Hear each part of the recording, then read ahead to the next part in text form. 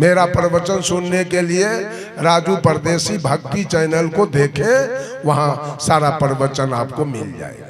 माताओं बहनों, अगर सुख चाहते हैं, अगर जीवन में सुख चाहते हैं, सुख आपके मुट्ठी में है। अपने जीवन को सुखी बनाइए और किसी ईश्वर परमात्मा या किसी दल या किसी पंथ या किसी पार्टी के फेरा में मत रहिए। कहीं से नहीं मिलेगा सुख। सुख आपके हाथ में, सुख आपके हाथ में है। और शांति, शांति भी चाहते।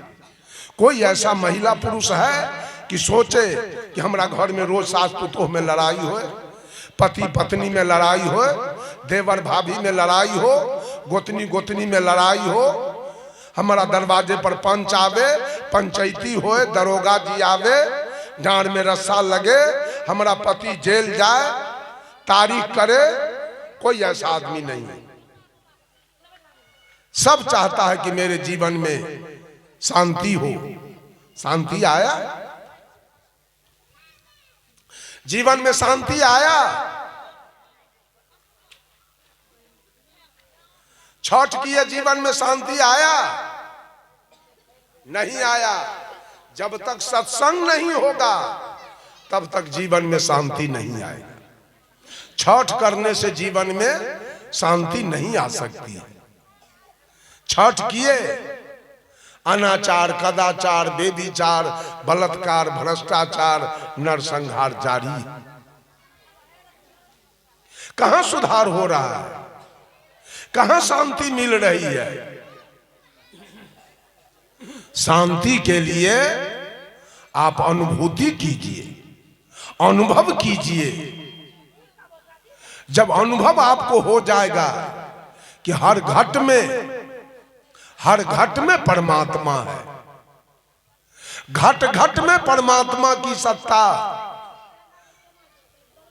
गोस्वामी जी ने कहा, घट में है सूझे नहीं, लानत ऐसो जिंद, तुलसिया संसार को भयो है मोतिया बिंद। जब तक वो परमात्मा, जब तक वो परमात्मा इस घट में बैठा है, जब तक वो परमात्मा इस घट में बैठा है, तभी तक की आंखें दुनिया को देख रही है। बैठिए बैठिए। तभी तक की आंखें दुनिया को देख रही है, तभी तक की कान दुनिया की बातों को सुन रहा है, तभी तक की नाक दुनिया का सुगंध दुर्गंध ले रहा है, तभी तक की मुंह बोल रहा है, खा रहा है, तभी तक त्वचा स्पर्श कर रहा है। और जिस दिन ही बोलने वाला निकल गया तो आंख देखेगी, कान सुनेगा, नाक सुनेगा, आंख देखेगा, सब इंद्रियानी फेल। जैसे बिजली का लाइन है तो बल्ब जल रहा है, पंखा चल रहा है, हीटर चल रहा है, गीजर चल रहा है, अनाज की पिसाई हो रही है, धान की कुटाई हो रही है, तेल की पेराई हो रही है।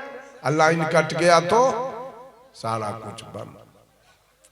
उसी प्रकार से हर घट में वो परमात्मा की सत्ता है।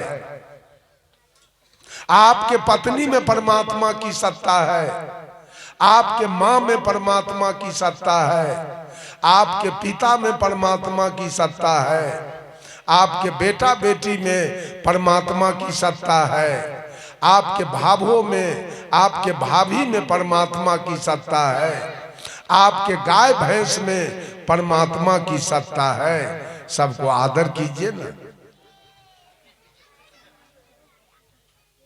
सुख मिल जाएगा, शांति मिल जाएगी। लेकिन आपने पत्नी को ऐसा गाली दिया, आपने पत्नी को ऐसा मारा कि वो आग लगा के जल गई, वो रेल में कट के जाके कट गई, वो पानी में डूब के मर गई, वो फांसी लगा के मर गई। आपके बाद से आपका जीवन कैसा रहा? उसके बाद स्वर्ग बना कि नरक बना? कैसा बना जीवन? जरा सोच लीजिए। आपके पत्नी में परमात्मा बैठा है, आपने गाली क्यों दिया था? आपने मारा क्यों? जो प्राण गमा लिया। आपके गले में कंठी है, आप अपने को साधु कहते हैं। अब पत्नी को प्रताड़ित किया जिससे वो मर गई। पत्नी के शरीर का वजन था 75 किलो, वो 75 किलो मांस कौन खाया? वो कंठी वाला पति खा गया। कंठी बांध के पत्नी वाला सारा मांस निकल गया। पत्नी अगर मर गई है तो सारा मांस वो खाया है। इसलिए बाबू, पत्नी गाली देने की चीज नहीं है, वो मारने की चीज नहीं, केवल चादर का अंतर है। आपको मर्द वाला चादर मिला है, उनको औरत वाला चादर मिला है, बस इतना ही का अंतर है। उस घट में जो बैठा है वही यहां भी बैठा है। जब भगवान राम बाली को मारे थे तो बाली की पत्नी थी तारा। तारा अपने दुल्हा को गोद में लेके विलाप कर रही थी, रो रही थी। भगवान राम ने तारा से पूछा, तारा तू क्यों रो रही हो? तो तारा कहती है, प्रभु मेरा पति मारा गया इसलिए मैं रो रही हूं। भगवान राम तारा से कहते हैं, छित जल पावक गगन समीरा, पंच रचित हो अधम शरीरा, प्रगट सोतन आगे सोया, जीवनेत तुम काहे के रोया। तारा, जिस 5 तत्व से बना हुआ ये शरीर, 5 तत्व से बना हुआ शरीर से तुमको विवाह हुआ था।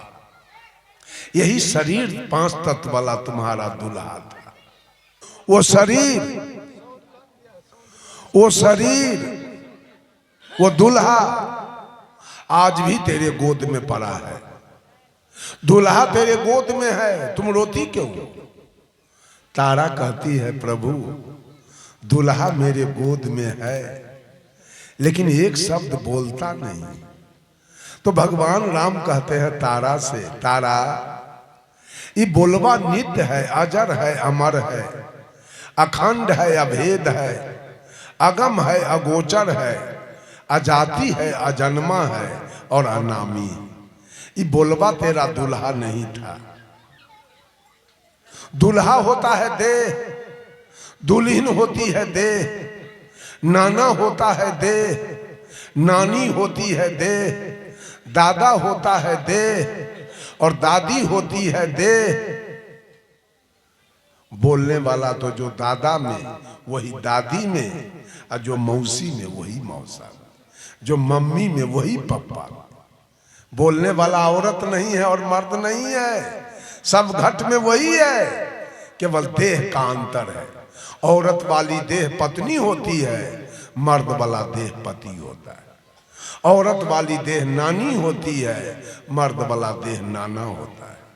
औरत वाली देह दादी होती है, मर्द वाला देह दादा होता है। बस इतना ही का अंतर है, अन्यथा हर घट में रहने वाला वही परमात्मा की सत्ता है। इसलिए सबको आदर देना चाहिए, सबसे प्रेम करना चाहिए, सबसे मोहब्बत करना चाहिए और किसी जीव पर हाथ नहीं उठाना। हम लोगों का इतना उम्र हो गया लेकिन हम लोग एक चींटी को आज तक नहीं मारे। समझते हैं, गुरु जी ने बता दिया, उसमें भी परमात्मा की सत्ता है, इसलिए डर से उसको मारते छूते नहीं। ये ज्ञान की बात है। अगर इतना ज्ञान आपको हो गया कि हर घट में परमात्मा है, तब तो एक भी पाप कर्म आपसे नहीं होगा। तब चोरी किसका कीजिएगा, तो वो परमात्मा से चोरी हो गया। दलाली किसका खाइएगा, झूठ किसके साथ बोलिएगा, प्रतिष्ठा किसका लूटिएगा, गाली किसको दीजिएगा। जब ये ज्ञान हो गया तब तो आपके जीवन में शांति बहाल हो। लेकिन आज गोतनी गोतनी से बेईमानी करने पर है, ननद भाभी से बेईमानी कर रही है, सास पुतोह से बेईमानी कर रही है, देवर भाभी से बेईमानी कर रहा है, भाभू भैंसुर से बेईमानी कर रही है। हर जगह लोग आज सबको बुझा रहा है कि भगवान तो मंदिर में है, यहाँ कोई थोड़े भगवान है जैसे बेईमानी कर लेंगे तो हमको कुछ होगा। ये ज्ञान है। ये ज्ञान जिस दिन मनुष्य को, औरत मर्द को हो जाए कि हर घट में परमात्मा बैठा है, अगर सास कोई समझ में आ जाए कि मेरी जो बहू है, मेरी जो पुतोह आई है, उसमें परमात्मा की सत्ता है। एक भी गाली सास और एक भी प्रताड़ित कभी पुतोह को करेगी तब पुतोह उसको कभी गाली दे सकती है। केवल आत्मज्ञान के बिना ये सारा धरती के लोग जल रहे हैं, कट रहे हैं, मर रहे हैं, अब कहीं कुछ नहीं। एक आत्मज्ञान के बिना सारी धरती नरक बन रही है। एक आत्मज्ञान मनुष्य को हो जाए तो इसके जीवन में अभी जेल में लोग बंद हैं। आप ही लोग बता दीजिए, जितने लोग जेल में बंद हैं कुकर्म करके कि सुकर्म करके है? क्या करके जेल में बंद हैं? कुकर्म करके। कर्म ने उनको जेल में बंद करा दिया है। अगर वो समझते कि जिसके साथ हम दुर्घटना करने जा रहे हैं, जिसके साथ हम रेप करने जा रहे हैं, जिसके साथ हम लूटपाट डकैती करने जा रहे हैं, जिसका हम मर्डर करने जा रहे हैं, वो परमात्मा की सत्ता है, तो जेल में आज बंद रहते, कोई उनको जेल में बंद करता। लेकिन आत्म ज्ञान के बिना वो जेल में बंद, दुख काट रहा है। अगर शांति पाना है तो हर घट में परमात्मा की सत्ता की अनुभूति करनी होगी। आपके जीवन में आप भगवान का पूजा करके शांति चाहते हैं, आप राम कृष्ण का पूजा करके शांति चाहते हैं, जीवन में कभी नहीं आएगा जब तक ये अनुभूति नहीं होगी कि जिसको हम गाली दे रहे हैं, जिस सास को हम गाली दे रहे हैं, उस सास के घट में, उस देह में परमात्मा बैठा हुआ है। जिस दिन परमात्मा सास के घट से परमात्मा निकल जाएगा, सास उसी दिन श्मशान में जल के राख हो जाएगी, खत्म हो जाएगी। ये सब ज्ञान की बात आप समझिए। जिंदगी भर जो रुपया लुटा रहे हैं पंडित के हाथ में, जहां तहीं जो आपका रुपया माटी पत्थर पर जा रहा है, उसको रोकिए तो कम से कम। कि जीवन कुछ जितना रुपया आप तीर्थ व्रत में खत्म करते हैं, उस रुपया से आपका बेटा का कॉपी खरीदा जाएगा, कलम खरीदा जाएगा, ट्यूशन का फीस मिल जाएगा। आप बेमतलब के सारा रुपया डुबा रहे हैं। अब भगवान के फेर में पड़े हैं कि भगवान हमारे जीवन में सुख लाएगा, अब भगवान मेरे जीवन में शांति लाएगा। कोई नहीं लाएगा। किसके जीवन में आया? जो आत्म संयमी बना है उसी के जीवन में सुख शांति, जो मेहनती बना है उसी। अच्छा एक बात बताइए, आप ही लोग, आप लोगों से मैं पूछता हूं, आपका पति दिन भर कल कारखाना में काम किया है, मजदूरी किया है किसी के खेत में, या कहीं से बिजनेस करके 1000-2000 कमा के लाया है, तो आप ही उस पति को भात दाल सब्जी दही भी देंगे। अब पति अगर सो गया तो उसका सेवा भी आप करेंगे। लेकिन आप ही बता दीजिए कि पति भर दिन जुआ खेल के और रुपया हार के आया है या ताश खेल के आया है, मिलेगा भोजन? आप गाली दोगे कि भोजन दोगे उस पति को? आप ही फाइनल कर लीजिए। तो जीना है सुख से तो श्रम कीजिए, परिश्रम कीजिए, मेहनत कीजिए।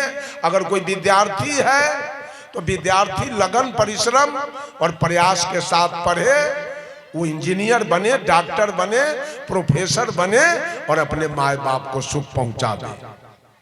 अगर किसान है तो चेतना के साथ किसानी कीजिए। आपका मकई 5 मन के कट्ठा, 6 मन के कट्ठा होगा, वहीं से आपको रुपया आएगा, सुख मिलेगा। आपका गेहूं 1 कुंटल एक कट्ठा होगा, आपका आलू 20 मन के कट्ठा हो जाएगा, आपकी गाय 15 लीटर दूध देगी, आपकी भैंस 10 लीटर दूध देगी, आपके जीवन में सुख आ जाएगा। लेकिन ये चाहिएगा कि कोई भगवान, कोई परमात्मा हमारे जीवन को सुखी बना देगा। इस